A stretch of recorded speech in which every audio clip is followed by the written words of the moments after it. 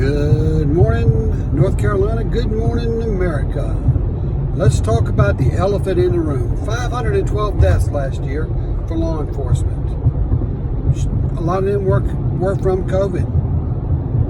Many of them were because of the war on police. Now, I've been beating that drum for a long time, talking about the war on police, and those on the left didn't want to hear it. They didn't want to acknowledge it, and they really didn't care. You know, and some of them, many of them, chose to remain silent when their friends on the left were screaming and hollering, defund the police.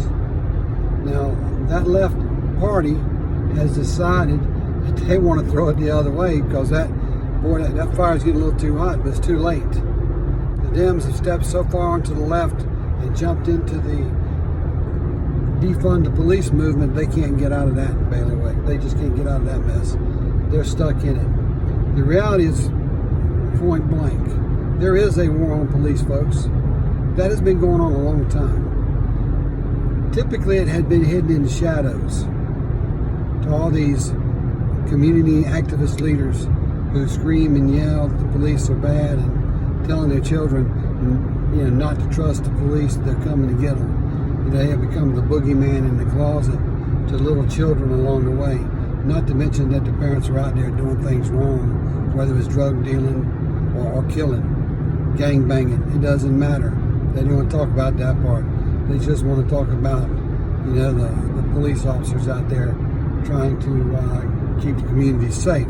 But the reality is one thing, and it always will be, and that is there is a war on police. 512 officers last year died. 512. Ask yourself, in what other profession other than the American soldier that happens? But then ask yourself where that happens right here on American soil. What profession does that happen right here on American soil?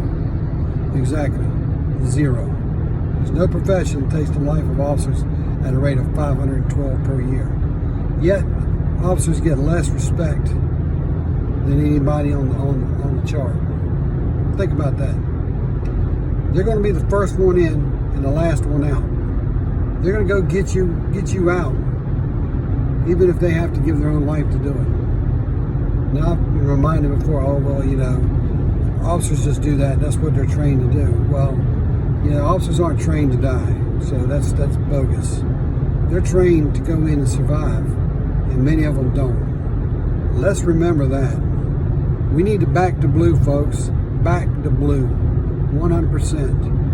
I'm wearing blue today, and I guarantee you I'm going to wear some kind of blue to back the blue every day. That's just going to be my standard. I encourage you to do the same thing. Back the blue all the way through. God bless America. God bless you.